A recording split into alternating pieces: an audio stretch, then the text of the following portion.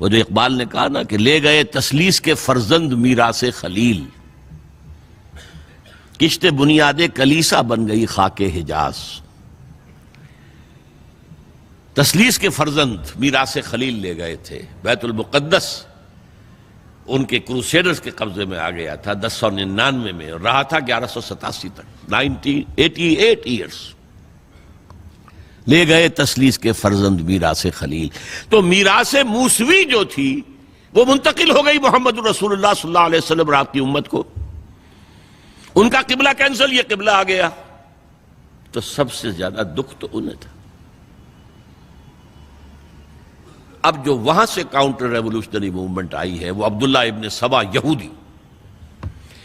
بعض لوگ آج یہ بھی کہہ دیتے ہیں کہ یہ تو ایک ایسی ہی افسانوی شخصیت ہے، کوئی اس کا وجود ہی نہیں تھا، بڑی زیادتی کرتے ہیں، خاص طور پر ہمارے بعض اہل تشیع یہ کہتے ہیں، حالانکہ ان کی کتابوں کے اندر درج ہے کہ حضرت علی نے عبداللہ ابن سبا اس کے 40 ساتھیوں کو آگ میں زندہ جلوایا۔ رجال کشی کے اندر دیکھ لیجیے لکھا ہوا موجود ہے۔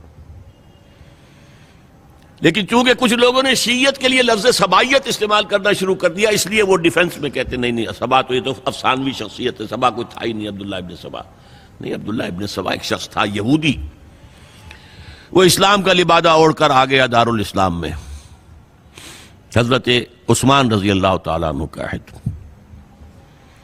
اور ایک مغالطہ میں چاہتا ہوں کہ ان دی فرسٹ انسٹنس دفع کر دوں۔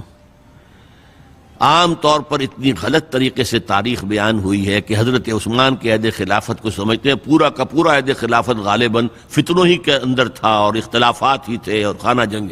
معاذ اللہ، ایسا نہیں تھا۔ طویل ترین دور جو ہے دور خلافت حضرت عثمان کا ہے، 12 سال۔ حضرت ابوبکر کے 2.5 سال، حضرت عمر کے 10 سال، دونوں کو جمع کریں گے تو عثمان کا، اور اس میں 10 سال بالکل اسی شان کے ہیں جو حضرت عمر کے خلافت کے شان ہے، کوئی اختلاف نہیں۔ اور فتوحات کا دائرہ بڑھتا چلا جا رہا ہے، تھمتا نہ تھا کسی سے سیل رواں ہمارا۔ اس کے آخری ایام میں یہ شخص آیا اور اس نے ایک تو یہ کیا کہ پرانی جو قبائلی عصبیت تھی اس کو زندہ کیا۔ خلافت تو بنو ہاشم کا حق ہے، محمد ہاشمی تھے صلی اللہ علیہ وسلم۔ ہاؤ کم یہ ایک بنو امیہ کا شخص کیسے بیٹھا ہے؟ دیکھیے اس شخص نے کتنا انتظار کیا۔ حضرت ابوبکر بنو امیہ میں سے نہیں تھے، لہذا یہ فتنہ اس کے خلاف نہیں ہو سکتا تھا، کیونکہ چشمک جو تھی وہ بنو امیہ اور بنو ہاشم کی تھی، بڑی پرانی تھی۔ یہ بڑے برابر کے یہ دو کلینز جو تھے مد مقابل تھے ایک دوسرے کے، باقی چھوٹے قبیلے تھے، بنو تیم ہیں، بنو عدی ہیں، لیکن مقابلہ تھا بنو امیہ اور بنو ہاشم کا۔ حضرت ابوبکر بنو تیم میں سے، حضرت عمر بنو عدی میں سے، بنو امیہ میں سے حضرت عثمان۔ اب اس کو موقع ملا، اب آیا یہ اموی، یہ بن گیا۔ یہ سب غاصب ہیں، ابوبکر بھی، عمر بھی، عثمان بھی۔ خلافت پہلے دن سے علی کی ہے اور اس کو ملنی چاہیے۔ اس سے آگے بڑھ کر، اور علی تو خدا ہے، انکارنیٹ، گاڈ انکارنیٹ، یہ اس کا عقیدہ جو اس نے پھیلایا۔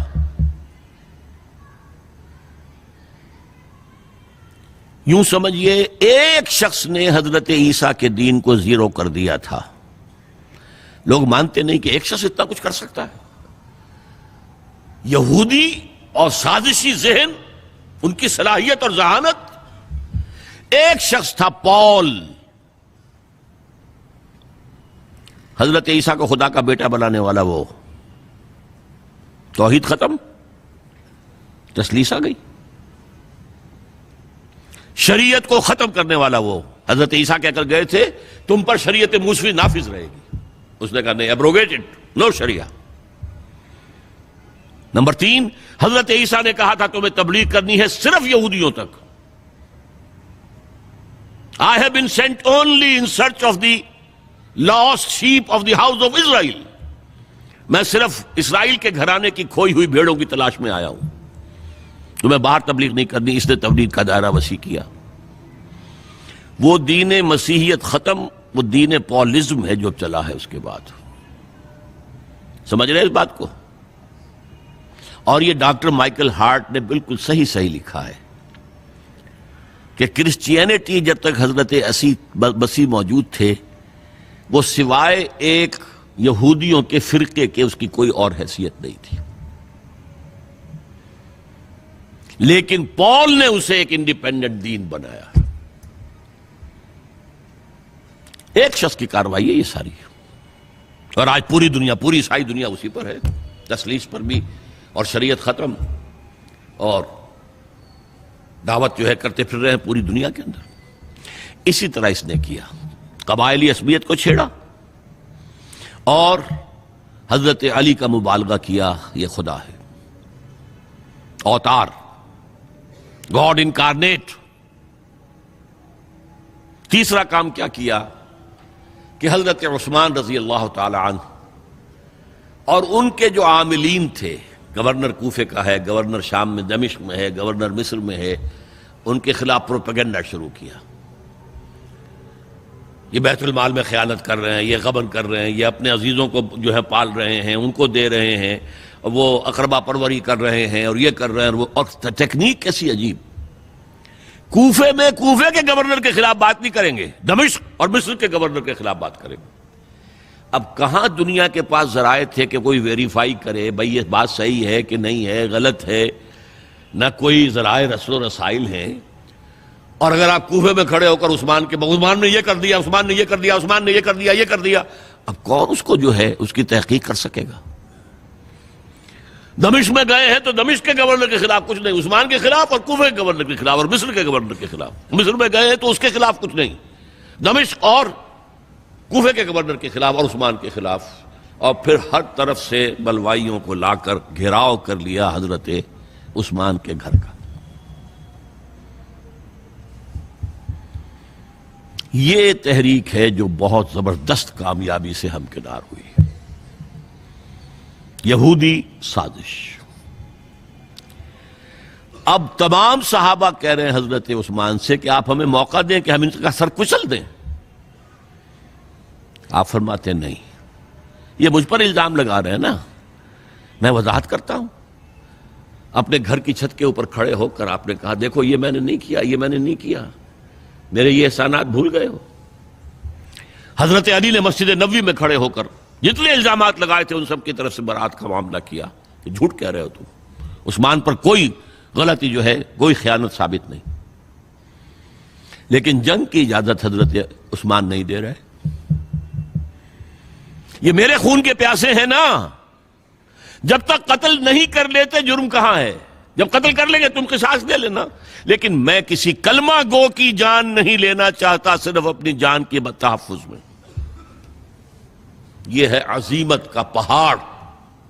لوگ کہتے ہیں کمزور تھے. جان بچانے کے لیے تو آدمی پتہ نہیں کیا کچھ کر بیٹھتا، اور طاقت ہو تو طاقت کو کیسے استعمال کرے گا. حضرت امیر معاویہ کی طرف سے پیغام پر پیغام آ رہے ہیں کہ اب ہمیں اجازت دیں میں فوجیں بھیجوں اور ان کا قلع کما کر دیا جائے. حضرت عمرو بن العاص کا پیغام آ رہا ہے مصر سے، اب ہمیں اجازت دیں. طلحہ، زبیر، علی اجازت مانگ رہے ہیں مدینے کے اندر، آپ اجازت دیں کہ ہم جنگ کریں ان سے. نہیں. آخر کار حضرت علی نے دونوں بیٹوں کو، حضرات حسنین، حضرت حسن، حضرت حسین، دروازے پر کھڑا کر دیا. پہرے دار حضرت عثمان کے، حضرت حسن، حضرت حسین، کہ کوئی گھر میں داخل نہ ہونے پائے. پچھواڑے سے آئے ہیں اور شہید کیا ہے. میرے نزدیک تاریخ کی مظلوم ترین شہادت بمانی مقتول فی سبیل اللہ وہ حضرت عثمان ہے. بلکہ میں جرات کر رہا ہوں ذرا، آپ کو معلوم ہے علامہ اقبال سے مجھے کتنا تعلق قلبی ہے. میں نے ان کے ایک شعر میں ترمیم کی ہے، میں سمجھتا ہوں انہوں نے صحیح نہیں کہا. غریب و سادہ اور رنگی ہے داستان حرم، نہایت اس کی حسین ابتدا ہے اسماعیل. حضرت اسماعیل کو اللہ تعالیٰ کے حکم سے حضرت ابراہیم ذبح کر رہے تھے نا، اور حضرت حسین ذبح کر دیے گئے. تو گویا کہ ابتدا جس کی ہوئی تھی حضرت اسماعیل سے، اس کی انتہا حسین پر ہوئی۔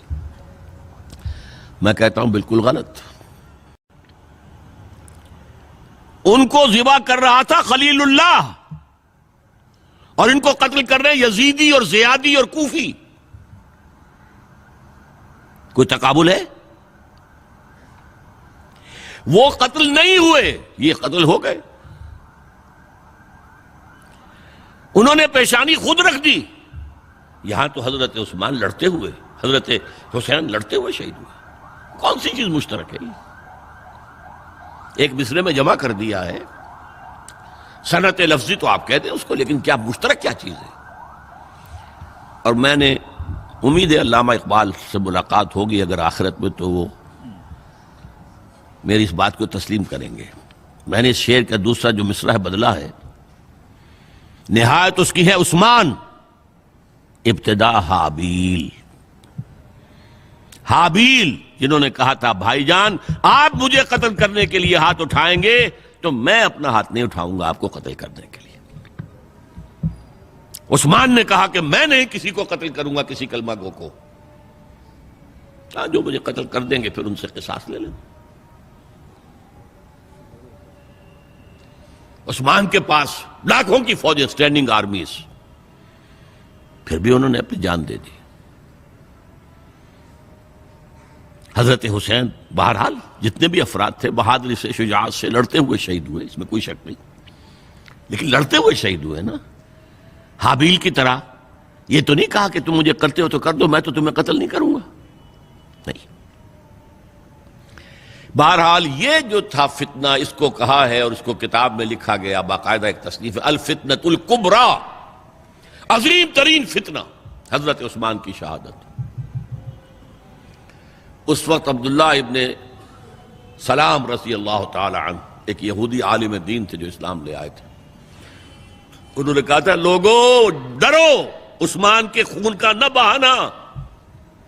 میں جانتا ہوں تاریخ بنی اسرائیل کی، اگر کبھی کوئی نبی جو ہے اگر شہید کیا گیا تو 70,000 آدمی اس کے بعد مارے گئے اللہ تعالی کی طرف سے، اور نبی کا اگر کوئی خلیفہ قتل کیا گیا تو 35,000 آدمی مارا گیا ہے۔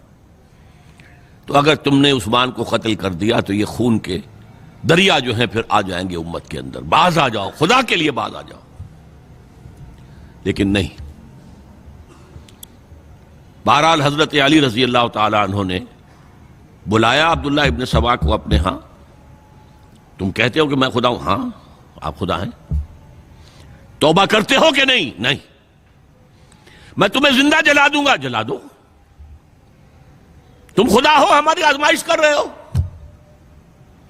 حضرت علی نے عبداللہ ابن سبا کو 40 ساتھیوں سمیت زندہ جلوایا، اور یہ سارا کچھ معاملہ جو ہے یہ میں نے آپ کو بتایا اہل تشیع کی کتابوں میں موجود ہے۔ بہرحال یہ فتنۃ الکبریٰ ہے، جس کا نتیجہ کیا نکلا ہے آپ اچھی طرح سمجھیے۔ وہ شہادت علی الناس کا جو سیلاب جا رہا تھا، جس کی شان کیا تھی، علامہ اقبال کے الفاظ میں، تھمتا نہ تھا کسی سے سیل رواں ہمارا۔ یہ جو سیل تھا کوئی روکنے والا تھا؟ 2 سپر پاورز تھیں اس وقت، ایران، روم۔ ایران کے چیتڑے ٹوٹ گئے، روم کی 2 ٹانگیں ٹوٹ گئیں، اب کون روکنے والا تھا؟ یہ انٹرنل سیبوٹاج۔ اس کے بعد جو باہمی خانہ جنگی شروع ہوئی ہے، 1 لاکھ مسلمان ایک دوسرے کی تلواروں اور نیزوں سے ختم ہو گئے۔